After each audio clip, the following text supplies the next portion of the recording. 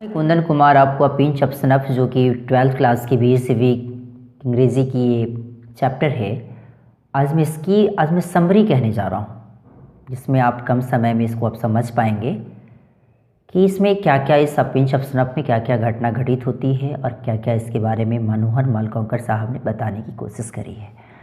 जिसमें भी आप यहाँ देखेंगे कि मनोहर मालवंकर साहब का जन्म 12 जुलाई 1913 करवार डिस्ट्रिक्ट मुंबई में हुआ और इनकी डेथ 14 जून 2010 जोएडा उत्तरा कनाडा में इनकी मौत हो गई। He was also an army officer, a big game Hunter, a civil servant, a mine owner and a farmer. His grandfather had been governor of Gwalior state. He retired from service at the age of 39. He also stood for parliament. Okay, इसकी और ये जो story जिसके बारे में आज पढ़ने चलेंगे, अ पिंच ऑफ स्नफ, जो कि वो contemporary Indian short stories in English से इस पार्ट को लिया गया है, ये शॉर्ट स्टोरी को। और ये अपने लाइफ में कौन कौन सा स्पेशली स्टोरी राइटर तो थे ही, साथ साथ में अच्छे खासे जगह इन्होंने नॉवलिस्ट में बनाया, जाने माने नॉवलिस्ट थे, उपन्यासकार भी थे। और इनकी जो महत्वपूर्ण जो रचना है वो डिस्टेंड्रम है, द प्रिंसेस है, a band in the gangs है, या बॉम्बे बिफेयर है। आज मैं भी देखूंगा इसमें कि पिंच ऑफ स्नफ में क्या क्या होता है, जो कि एक ये शॉर्ट स्टोरी है, लघु कथा है और ये हास्यास्पद और रोमांचक कथा के रूप में जाने जाने वाली ये स्टोरी है।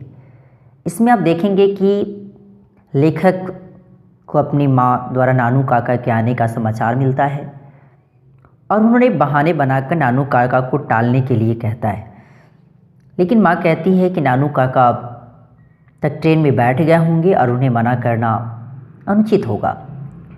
वे लेखक को आश्वस्त कर देती है कि नानू काका 2 या 3 दिन से ज़्यादा नहीं रुकेंगे। उनके आने के कारण पूछने पर लेखक को ज्ञात होता है, लेखक को मालूम चलता है कि नानू काका किसी से मिलने आ रहे हैं और उसे लगता है कि वे महीनों तक यहाँ रुकेंगे, क्योंकि जिनसे वो मिलने आ रहे थे वो मंत्री लोगों को कई दिन तक किसी व्यक्ति से इतनी आसानी से नहीं मिलते। वो लेखक अभी नया नया सहायक अधिकारी ही बना था और उसे मंत्रियों को ईश्वर से ऊंचा मानना सिखाया गया था। लेखक विमन से नानू काका को लेने स्टेशन गया।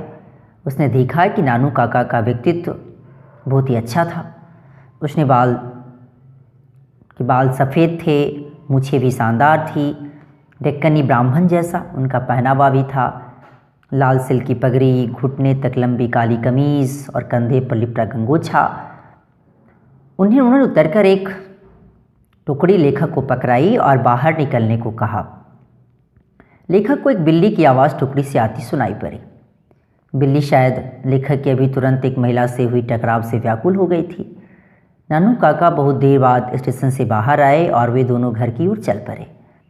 रास्ते में नानू काका ने लेखक से मंत्री के साथ अपनी मीटिंग के बारे में पूछा तो उसने बताया कि वह बस सहायक अधिकारी है और उनकी सहायता नहीं कर सकता। नानू काका सूंघना की एक चुटकी लेते हैं और चिंतामग्न हो जाते हैं और बीच में जीभ से आवाज़ें निकालना स्टार्ट कर देते हैं।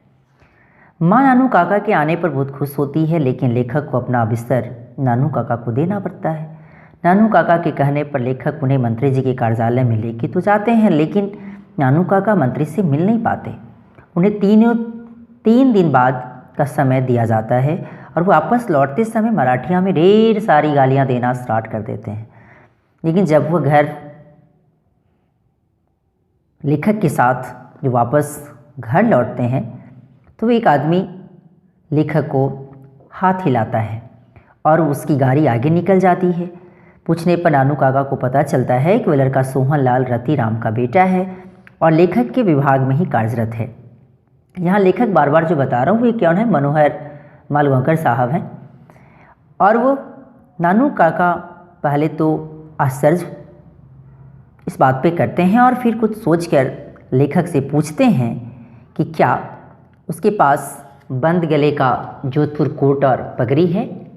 जब लेखक और नानू काका जब घर पहुंचते हैं तो नानू काका कुछ जैसे ही लेखक को जोधपुर कोट और पगड़ी पहनने को और उसे सोहन लाल के घर चलने को कहते हैं। कपड़े बदलने के बाद वे सोहन लाल के कार्यालय पहुंचते हैं। वहां नानू काका सेक्रेटरी पर धाक जमाने के लिए अपने खास होने का बोध कराते हैं और बड़े बड़े नेताओं से संपर्क की बात करते हैं। सेक्रेटरी सोहन लाल को बताने अंदर जाते हैं। नानू काका ऊंची आवाज़ में हज़रत बरकत अली जो राजदूत थे उनके बारे में ऐसे बोलते हैं जैसे वे और अली पक्के दोस्त हैं। उधर सोहन लाल अली के बारे में सुनते ही बाहर आते हैं। नानू काका का अच्छा स्वागत होता है और सोहन लाल और वे बातें करने लगते हैं। कुछ देर बाद सोहन लाल नानू काका से कहते हैं कि उनका बेटा वित्त विभाग में कार्यरत है, पर किसी ने राजदूत के मन में उनके बेटे के प्रति जहर भर दिया है। नानू काका सोहन लाल को आश्वस्त करते हैं कि वे सूद अली से बात करेंगे। नानू काका ने फिर सुर्खिली और मंत्री जी के बारे में बात करना शुरू किया। सोहन लाल की बातों से नानू काका को पता चला कि मंत्री और सोहन लाल में दुश्मनी हो गई है, क्योंकि मंत्री अपनी पुत्री का विवाह सोहन लाल के बेटे से न कर किन्नौर के राजकुमार से कर रहे थे। कुछ देर बातचीत के बाद नानू काका और लेखक घर आ गए। अगले दिन नानू काका और लेखक ने एक बड़ी विदेशी कार की व्यवस्था कर ली। नानू काका ने खुद एक पंडित जैसे कपड़े पहने और लेखक को ड्राइवर जैसे कपड़े पहनाए। फिर उस कार से चल पड़े मंत्री के कार्यालय की ओर। वहां पहुंचने पर सेक्रेटरी के आने का कारण पूछा। उन्होंने कहा वे मंत्री को परेशान करने नहीं आए और उन्होंने विजिटर्स बुक मंगवा कर लिखा किन्नौर के महाराज की राजज्योतिषी, और उन्होंने हमारे घर का पता दिया और कार्यालय से निकलते हुए बोले हमें महाराज सुतक्ता के महल में ले चलो। वहाँ से हम घर अपनी कार से पधारे। नानू काका वापस लौट आए। लेखक सोचते ही रह जाते हैं कि जब मंत्री जी को सच्चाई जब मालूम अगर होगी कि ये सब क्या हो रहा है, क्या तमाशा है, तो उन्हें बड़ा ही अजीब लगेगा और वो आशा करते हैं कि इस स्थिति से भी नानू काका का कोई रास्ता निकाल ले। और वो चाहते हैं कि जब इस तरह की परिस्थिति उत्पन्न हो तो वो घर से बहुत दूर हों। इस प्रकार से उन्हें ऐसा लगता है। और बीच में इनकी ट्रेन की सफ़र की भी बातें आती हैं, कैसे कैसे जाकर कहाँ कहाँ वो मिलते हैं। इसके बारे में भी जब इस स्टोरी को पूरी की पूरी जब आप पढ़ेंगे तो पूरा का पूरा आपको और ज़्यादा क्लियर होगा। ये तो शॉर्ट है, समरी है अ पिंच ऑफ स्नफ का। और ये वीडियो आपको कैसा लगा इसके बारे में लाइक, सब्सक्राइब एंड कमेंट करना ना भूलें। Thanks a lot.